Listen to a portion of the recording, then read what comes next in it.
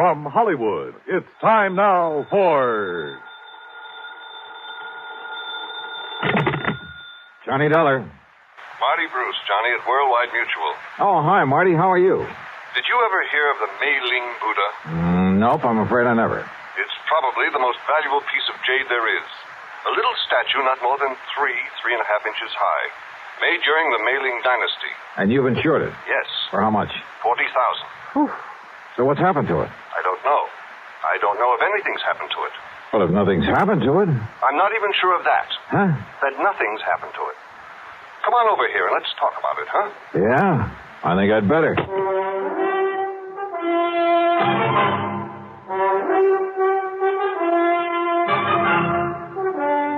Bob Bailey in the exciting adventures of the man with the action-packed expense account. America's fabulous freelance insurance investigator. Yours truly, Johnny Dollar.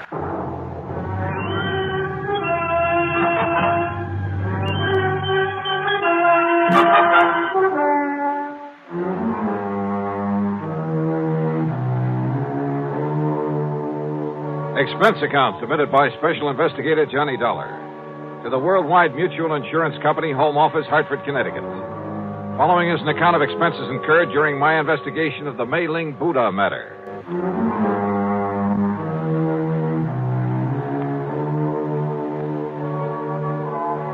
Expense account item 1, $1.10 for a taxi from my little apartment to the office of Worldwide Mutual, where Marty wasted no time in getting to the point. I'd know for sure if it weren't for that knuckle-headed Ray Kermer. Who's he? One of our account men. Got back from a European vacation just this morning. For being so stupid, I ought to fire him. He knew we'd insured that jade Buddha. And when he saw it over there in Paris a couple of weeks ago, he should have looked into it.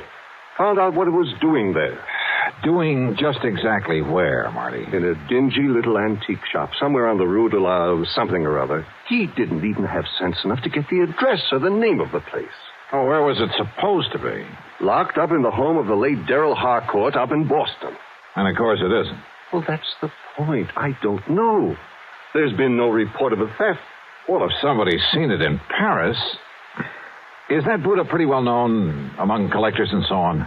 I told you. It's probably the most valuable piece of jade in the whole world. Then let me use your phone. Sure, here. But if we don't even know what shop or where it is in all of Paris... Just leave it to me. My phone call was to a slimy little character whose name is de Marsac, but who calls himself the Chat Gris, the gray cat, who knows the Paris underworld like the back of his hand.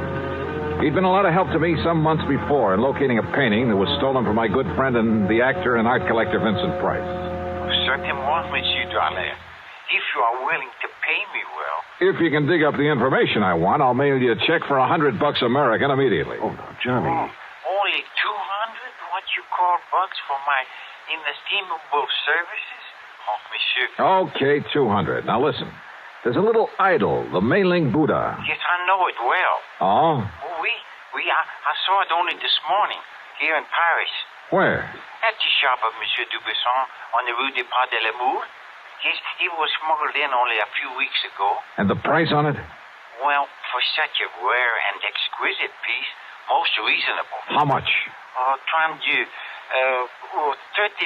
million francs. That's around $80,000, so it must be the McCoy. You wish me to, shall we say, obtain it for you? You mean steal it? But of course, monsieur. But for a price. No, thanks. I'll send you a check. You're giving him $200 just for that? A lot cheaper than my flying over there. Well, yes. So now I'd better check at the home of this, what'd you say the name is? Darrell Harcourt in Boston. I'll put down the address for you. Died about 2 years ago.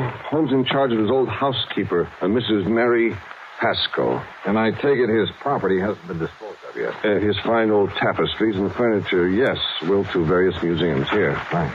Everything but the contents of Mrs. Haskell's room and the study. The latter he willed to a nephew, Charles Curtis, to be given to him the day he finishes at Harvard. Well, that's a funny sort of arrangement. Harcourt was a funny man. The Buddha was the only thing of real value in that room. And he figured it was enough to get his nephew started in a business of some kind. I see. This Curtis boy get the house, too? No. That goes to Mrs. Haskell after Curtis gets the contents of that one room. Well, looks as though I'd better hie myself up to Boston and make sure that Buddha's really gone.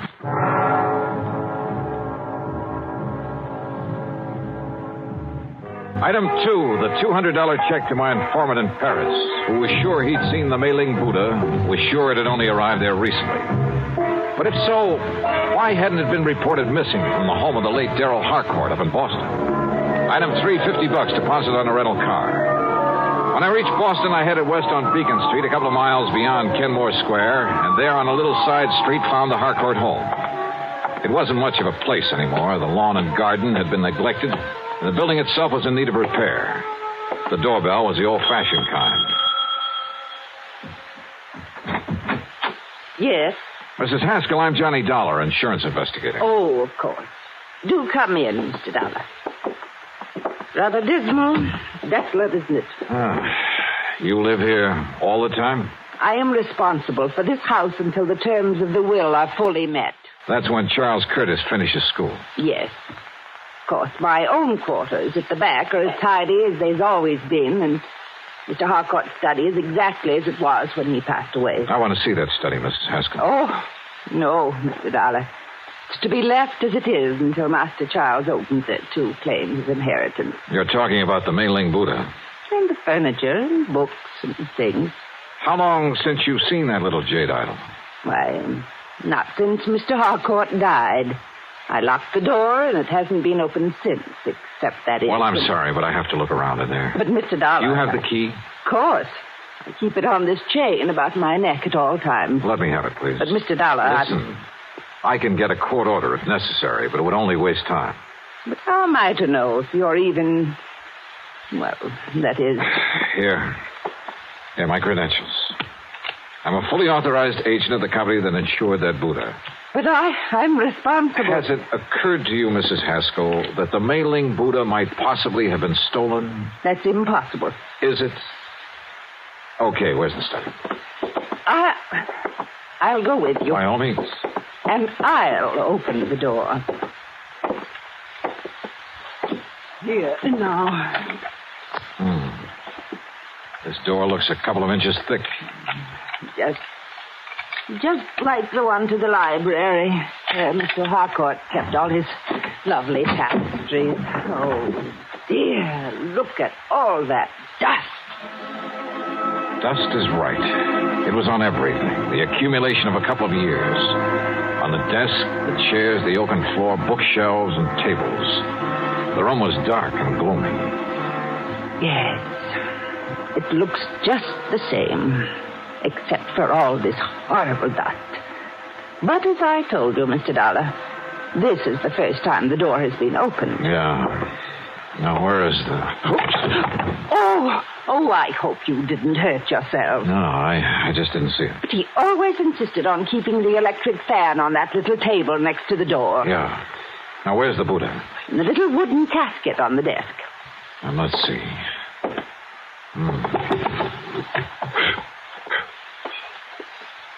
Now...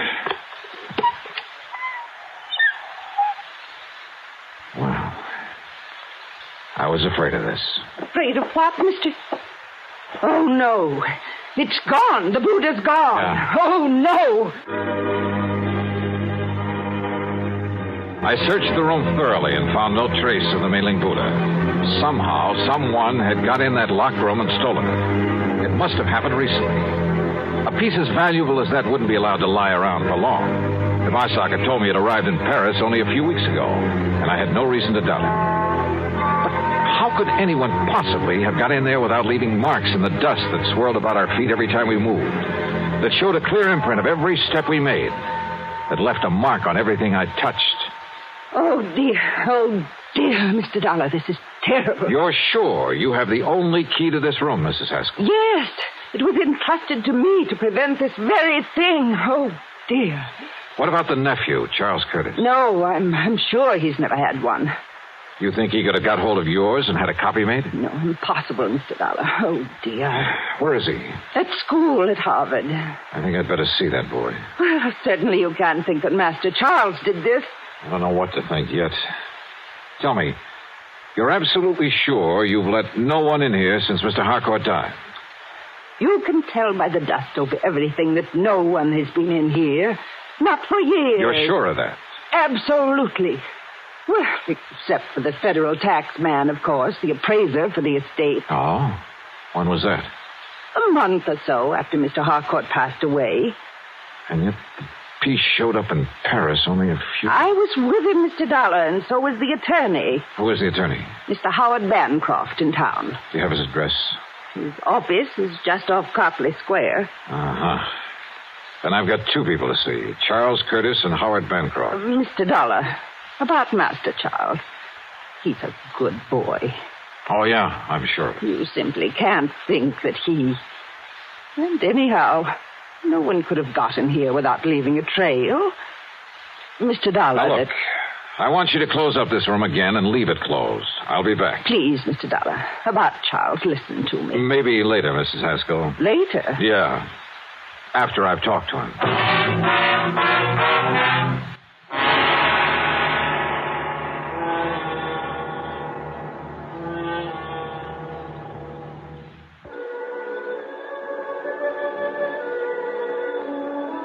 One thing puzzled me. If young Charles Curtis did steal the Buddha, why did he do it? After a few months more at Harvard, he'd get it anyway. And he'd be able to sell it on the legitimate market for a lot more than it would ever bring on the Paris black market. On the way in to look him up, I stopped at the office of the lawyer, Howard Bancroft. I can't believe it, Mr. Dollar. Well, the fact remains, Mr. Bancroft, that the Buddha's not only missing from the Harcourt home, but has turned up in Paris. But the only person who had access to that room was Mrs. Haskell, in accordance with Mr. Harcourt's wishes. That room hasn't been entered for years, until today. And yet, if the Buddha has shown up only recently... I'm afraid I don't follow you, sir. Mr. Harcourt willed it to his nephew, didn't he? That's right.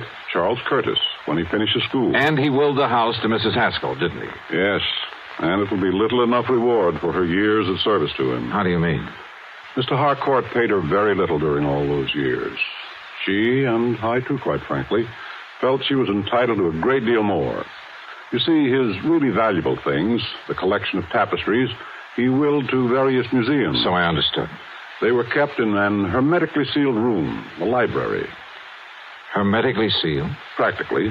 Didn't you notice the tremendous doors on the study and library, the sealed windows? Then how could any dust... What? About Charles Curtis, Mr. Bancroft. Admirable young man. In addition to the money his uncle always gave him, his own family is very wealthy, you know. No, I didn't know. Yes. They've given him everything he wants, and it hasn't spoiled him a bit. Even during college? He's an excellent, hard-working student. He's going to be a lawyer, Mr. Dollar, and he'll be a good one. And maybe my thinking about him has been wrong. Oh, definitely. Why, Mr. Dollar, he's planned to donate the Ling Buddha to a museum when it comes into his possession. So you see... It's just that after handling more or less straight insurance cases for so many years, I almost instinctively suspect anyone close to the problem at hand. In this case, young Charles Curtis. Even Mrs. Haskell. Maybe even you. I beg your pardon. But I guess I'd better just shake the dust out of my brain and tackle this as a plain, ordinary... Wait a minute. Dust. Eh? It's a little matter of dust that really has me stopped. It makes it impossible for that room to have been entered since... Tapestries, you said. I mentioned them. Of course. How blind can I be? Eh?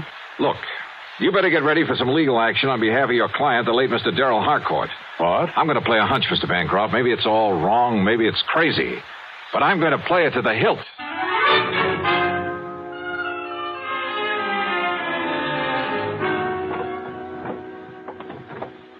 No.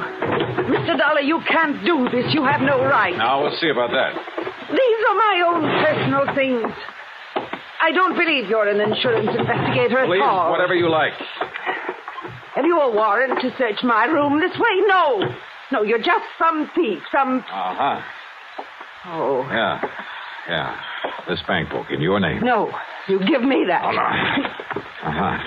Some 20 years of a balance that that never got above $600 or $700. Give me that. Here. 2 months ago, a single deposit of $21,000. That was money That was the money you got from some crook. We let the police run him down. Some crook who smuggled the Ling Buddha over to Paris after you stole it out of the study. That's impossible, and you know it. That study hasn't been open for nearly 2 years. You saw the layer of dust in there yourself. Oh, yes. You pointed it out to me half a dozen times. I should have caught on then. Come on. We're going into that study. Give me the key. No, I won't. Then I'll have to rip it off that chain around your neck. All right. Here. You saw for yourself? Yes, I saw it all right. And I didn't have sense enough to realize what kind of dust that was. Here now. Look at it. Full as earth. What are you talking about? About the old-fashioned method of cleaning fine tapestries with full as earth. That's the way Mr. Harcourt cleaned them, isn't it? What difference does that make? And there's probably a supply of it down in the cellar somewhere that he always kept on hand. What if there is? That doesn't prove anything. Yeah, I was blind. Blind as a bat when I knocked over this electric fan that didn't have any dust on it. Because it's what you use to spread the dust. The fine particles of full as earth all over this room. A little sackful, maybe, held in front of the fan. Now, listen. And it left proof, apparently, that nobody'd been in here for a couple of years. Yeah, it had me fooled. But not anymore. Better get your coat, Mrs. Haskell. No. No. Mr. Dollar, I deserved far more from Mr. Harcourt for my years of service. And of watching him squander his money on the idle tapestries. And on that nephew who had money of his own. Now I have money. Plenty. Plenty, Mr. Dollar. More than I need. I'm an old woman. But you're young. Perhaps you could use some of it. Perhaps $10,000 or $12,000. You'll have to think of a better way out than that, Mrs. Haskell. Please. And you know something? I have a notion you're going to have time to think about a lot of things. Plenty of time.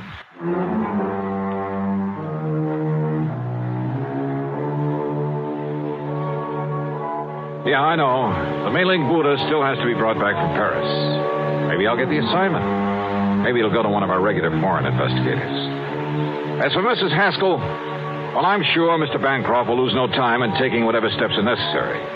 So, expense account total, including mileage on my rental car and a few incidentals, well, call it $300 even. Yours truly, Johnny Dollar.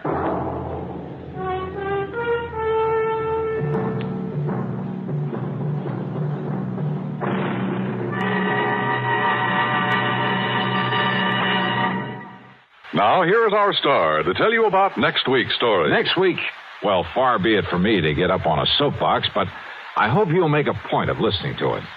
It concerns a lot of money in the wrong hands, in the hands of a bunch of kids too young to meet responsibility, too young to realize that cutting loose from family before they're ready can lead to trouble. In this case, murder. Yeah, I think you'd better hear it. So join us, won't you? Yours truly, Johnny Dollar.